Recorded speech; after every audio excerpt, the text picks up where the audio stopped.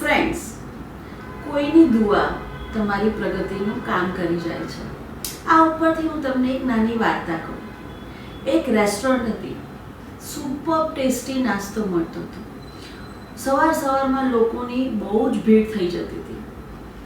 આ ભીડમાં એક માણસ પૈસા આપ્યા વગર નાસ્તો કરી જતો રહેતો હતો.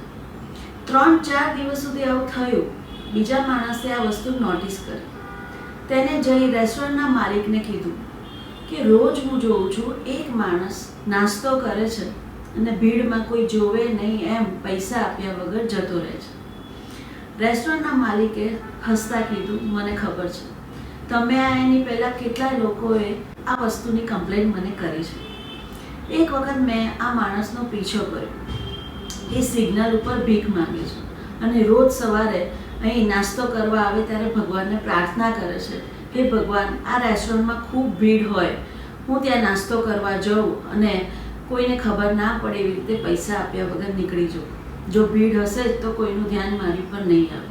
કદાચ આ જ માણસની દુઆ અને મારા રેસ્ટોરન્ટમાં રોજ સવારે ભીડ થવાનું કારણ હશે. એટલે જ કોઈ માણસની દુઆ તમારી પ્રગતિનું કામ કરી જાય છે. સાચું?